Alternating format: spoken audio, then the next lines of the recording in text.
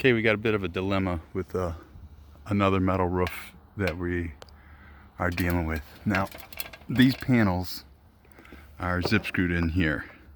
So we pull these panels, these zip screws out, this panel will lift up, and we can conceivably, this is over 20 inches, 22 inches from the front of the gutter up here, so it's way too big to coat the whole thing with a helmet panel.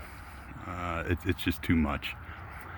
So that being said, I mean, these panels are all pretty much intertwined and they're in good shape. The problems that we're having is there's only from the front of the gutter, or the bottom of the roof edge to the gutter is only, believe it or not, about 1.5 inches. If you went down at a level point, it's about 1.5 inches of space. So normally we would take and do what we consider a fascia mount on a drip edge, or fascia mount to the gutter. But you can see if we put our bracket on there and mount it to that drip edge, we've only got 1.5 inches of bracket left, maybe 2 inches with panel, which isn't enough. What we do have the luxury of doing, so when they did this roof, when they did this metal roof, what they did was they went ahead and they laid a blocking on top of the old shingle roof, and then put this put their metal roofing on top of that, and they've got this whole edge is all built up and out. So what we can do is we can take the gutter off and we can actually go over top of this fascia with a 2x6 or even 2x8 and try to get up underneath that.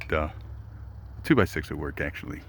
So the gutter pitch wouldn't be any different. Now if you look, there's water coming in behind the gutter down there, so that's telling me that there's something happening to the roof further up.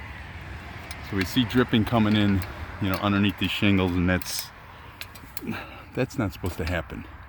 So what we can do, what I propose to do, is take and put in a 1.5 inch wide 2x6, trim it out with the colored aluminum, which is the same as our wicker.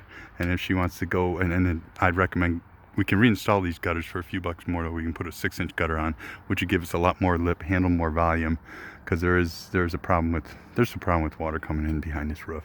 And you can see all this rusting right in here. Something's happening up on this edge too. So, and it could be something as simple as this needs to be caulked. Right where this J channel meets the siding, that should be caulked. And there's a lot of water that's showing up underneath here, a lot of rusting, and that shouldn't be happening. Down there, I'm concerned just past that shutter is even more. I don't know if you can see behind the gutter. See how the water's coming in behind the gutter over there? Right up over there? Okay. So I'm gonna move the light over there and see what I find. So there is no option to put this panel on the roof. The only option is to do a fascia mount, but we don't have enough for the water to fan out. So we do have to bring that gutter out another 1.5 inches to accomplish that.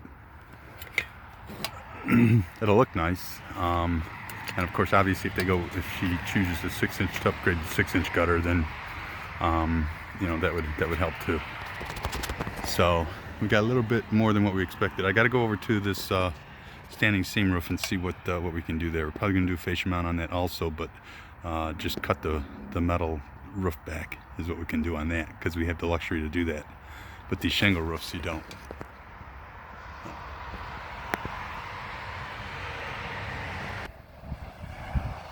Okay, so here we are on the metal roof. And the metal roof isn't going to be too tough. We can do a fascia mount. Actually, we should be able to do this easy enough without having to do much repitching at all. Sometimes what we do is we do get a surge of water at these little pocket areas, but in general it's going to be decent.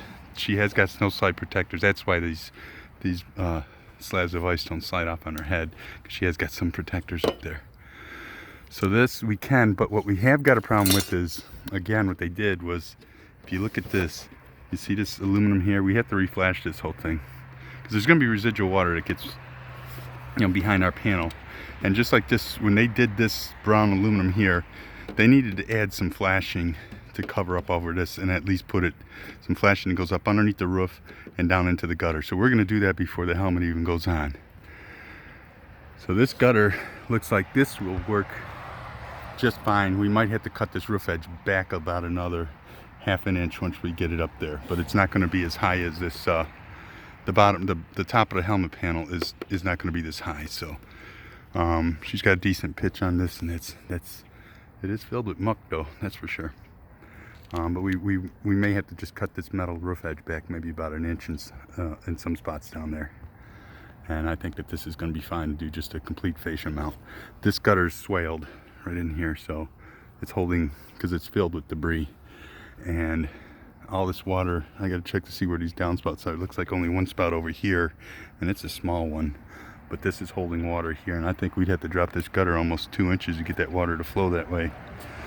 So we may have an issue with our drainage as far as our pipes go, because the house isn't following the pitch that we want.